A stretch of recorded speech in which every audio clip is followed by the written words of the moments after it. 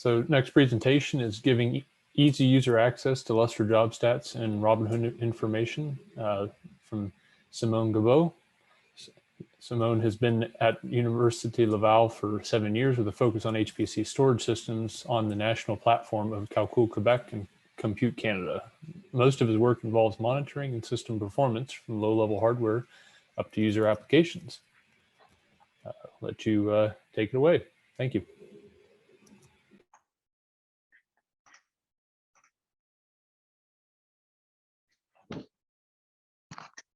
So, hello. So welcome to this presentation about giving user easy access to Robinhood information and Jobstat.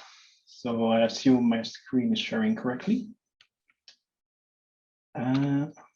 So this presentation is split into two sections about improving Jobstat, and the other one is about a new tool to give like an untethered breakdown of their file system use on the file system. So let's start with Jobstat. And Jobstat works fine in Lustre, but there is some missing information. So we are using the same exporter as the presentation last year done by Sean Hall. So it's a Lustre exporter, and it uses Prometheus as a backend to store the metrics. And by itself, it works fine, but it only stores the job ID number. So from what we saw on our system, the main problem was user running like 1,000 single core jobs, and these were not seen properly by Prometheus because Prometheus doesn't have the information about what is running in Slurm or in your scheduler. So the way we fix that is by putting a little proxy in between Prometheus and the Lustre exporter running on each OSS AMDS. And that proxy is simply taking the job ID and then finding the username or the submitting account. And it's adding those tags to Prometheus. So after that, Prometheus, you can do a query by user or by project account. And the sum and the average and everything about it will work correctly. And you can produce pretty much every graph in less than a second with that, without having to go into the database once again. So the difference between last time and this time, when we improve the job stat going to Prometheus, is we add the file system name that's already there with the target, but we also add the username and the account. And those two information is coming from the Slurm DB. So we simply look up the job ID and then figure out who is running that job.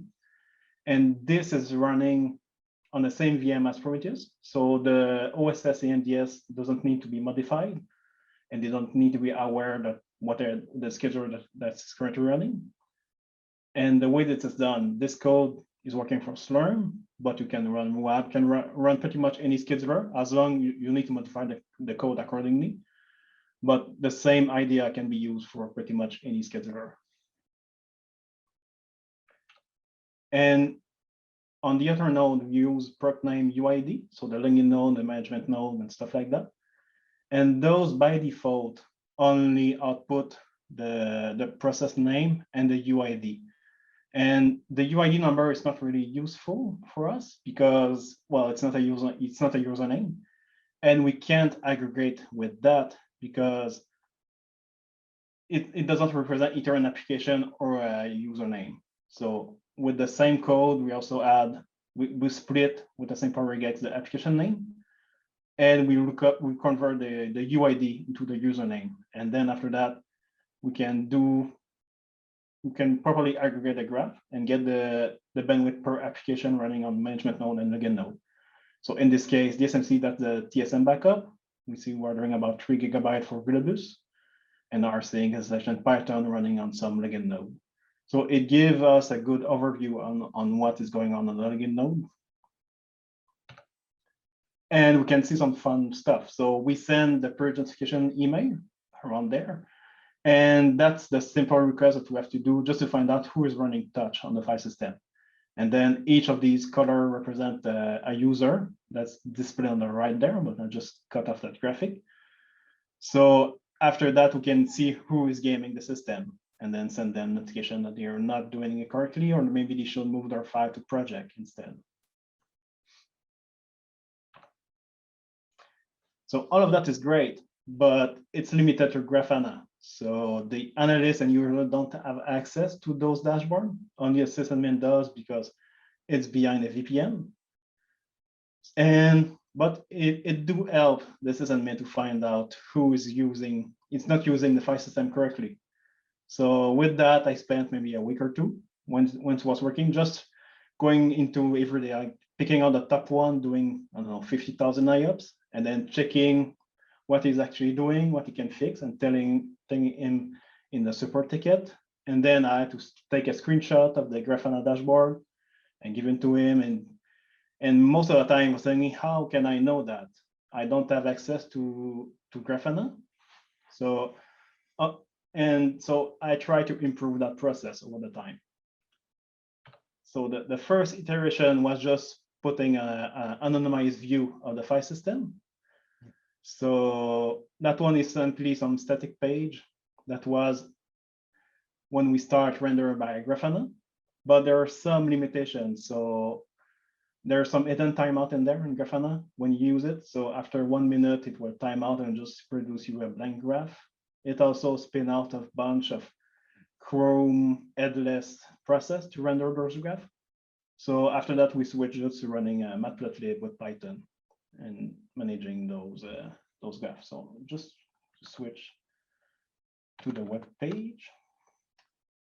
So we show the file system view for the last week, last day, and last hour, so people can see currently if there's any problem, or if yesterday there was something weird about the file system, about the file performance.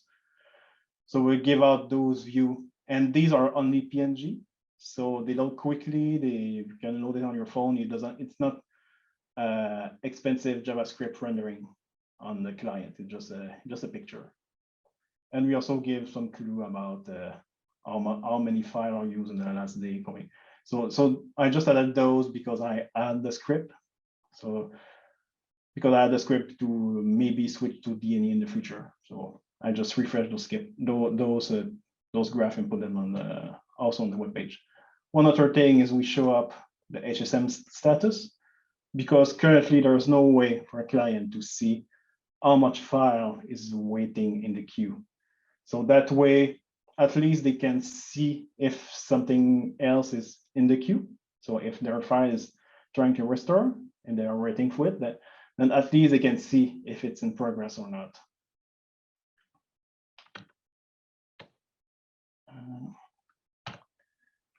But since that was not enough, I also built a full user portal that will actually be authenticated to the user. So now they can see their own use without exposing the view for everybody, without exposing the competing user. So that one is built with Django. It's a Portrait for authentication. So it's plugin, it's use the same IDP as the rest of our other new web page that you use. And since we're in Canada, the translation framework is quite useful because we need that page to work in English and in French. So that was something that was complicated for the public dashboard. So if I switch to that dashboard, so I just picked one random user, so he can see the number of CPU cores that is currently allocated and used, the memory, and what we want for Lustre, the file system. So he can see in details what he's doing in terms of IOPS, in terms of throughput. And that's for everything that's running on the file system for him. And we can switch into the job level details, and it will show you just for that single job. And all of those graphs are simple requests with Prometheus. And then it's used just some JavaScript to render, so the mouse over works. Okay. And with the same tool, we also show the state of the file system quota from the information from Robinhood and the HSM state of just a general HSM state about how many files are sitting only on tape or on both the file system and tape. So that's just a quick example for their running job, so they can see. That's pretty much output from Slurm, so they can see if the job is running, cancel, or complete, and when it happened. And they also can click on each job ID to see the stat about that job. And if I go to the stat info there, so they can also see the breakdown per user inside their group, so they know who is taking an inode and space in their project. And at the bottom, they can also see how much space they are using for HSM. So this one got 52 terabytes on tape only, and the rest is on disk.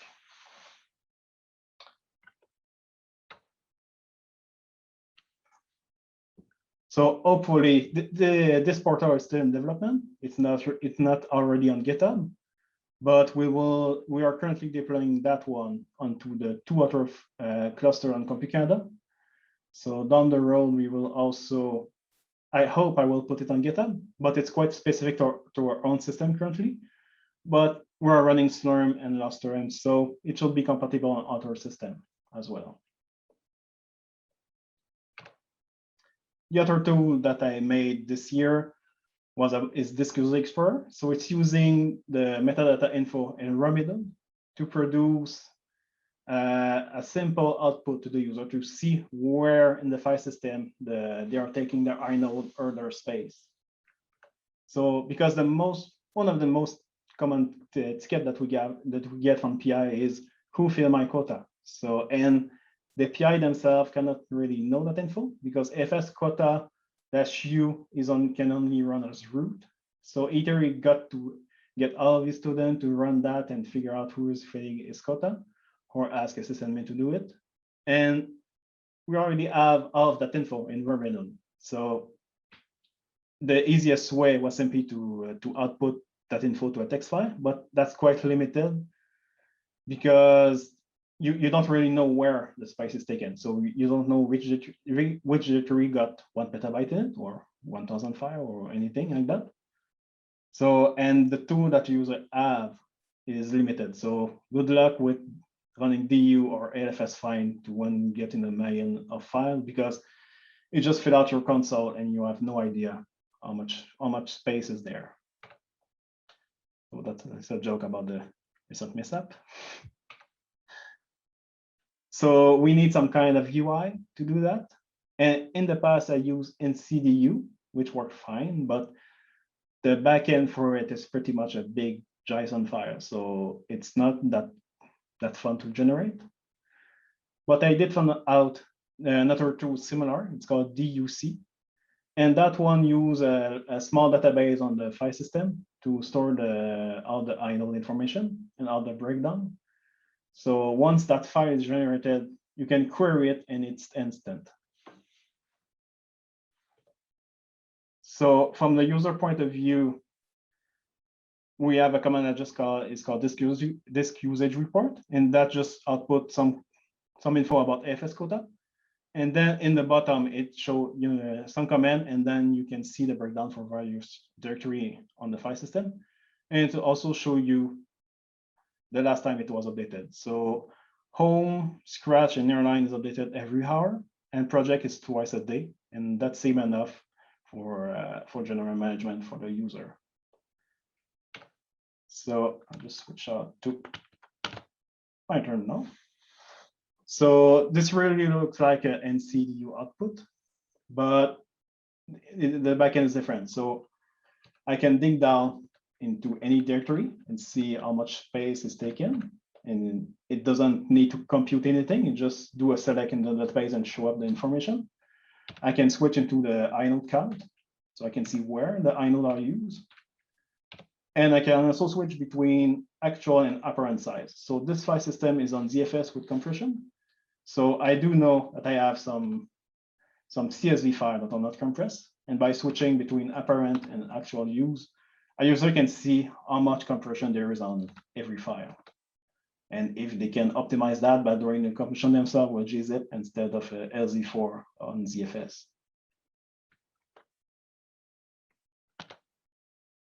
So that's the other example with one of our large user that got 1.9 petabyte of data and 20 million inode.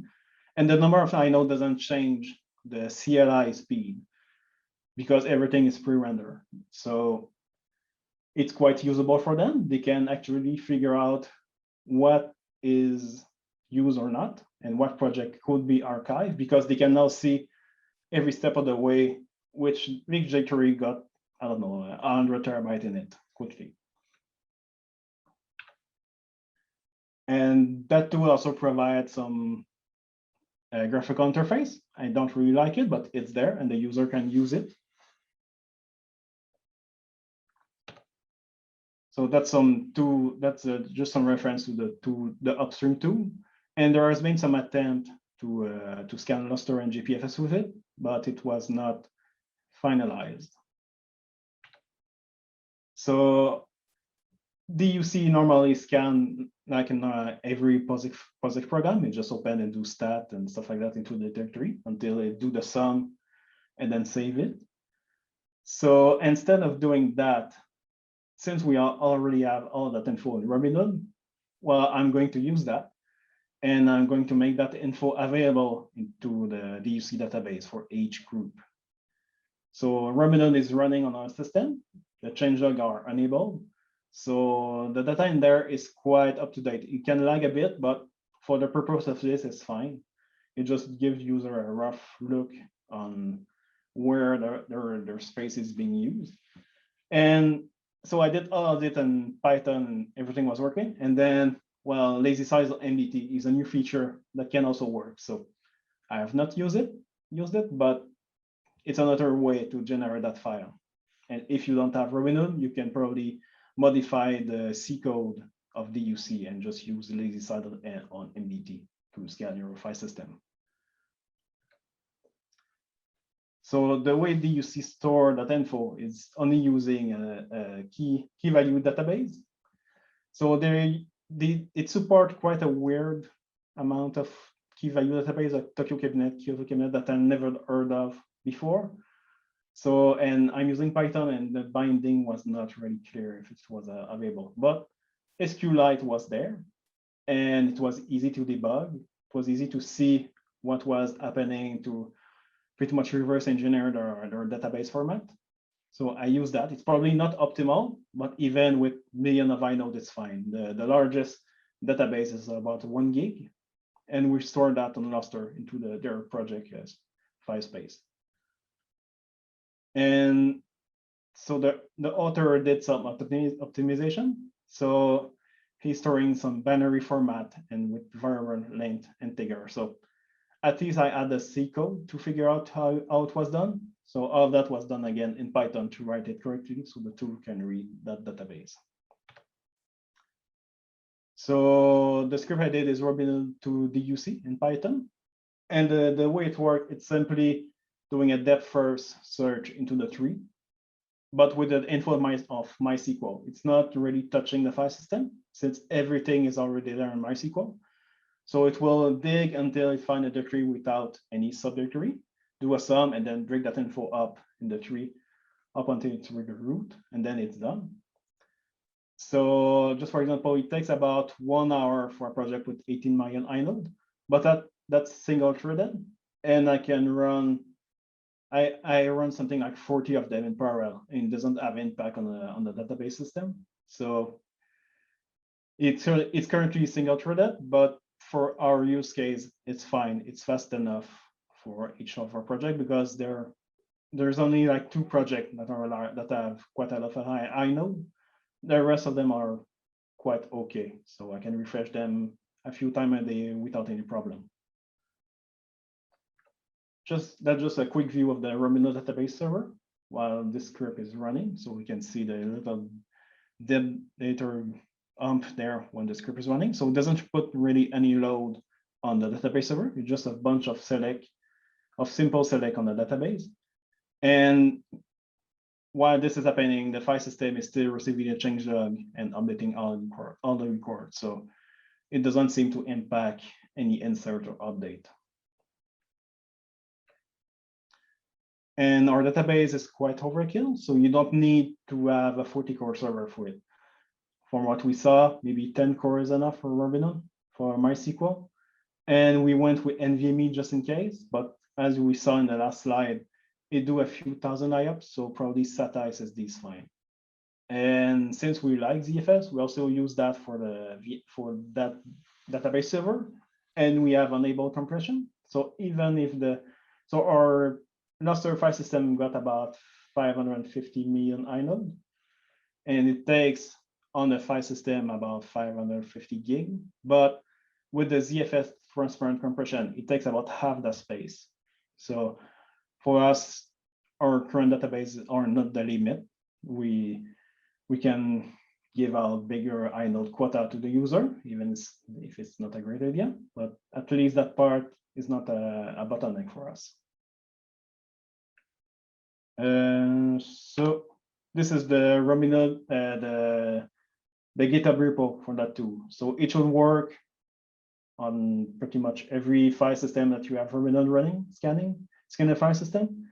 It's only a Python code with a few requirements. And should the info should be in the README, or contact me if there's some missing stuff in there. So in conclusion, the user can now see what resource they're using, and the analyst also can help them. And now they can see that they are either wasting resources using CPU cores or IOPS or not using the bandwidth correctly.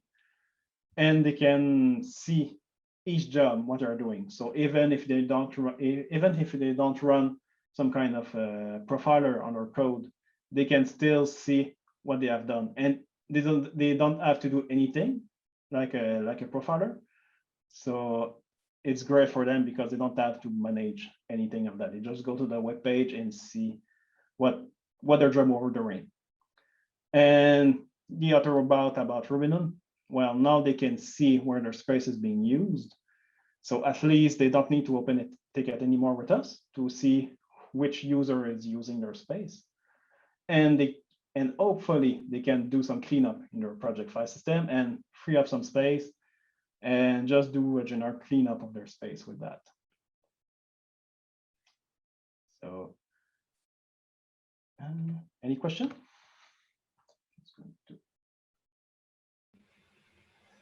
Well, thank you. You actually did us a huge favor and got us right back on time. So if you don't mind, we're gonna go ahead and move ahead. But if you have some time to hang around and answer a few of the questions in chat, and we'll keep the ball rolling. And yeah, we'll answer them in the chat. All right. Well, thank you.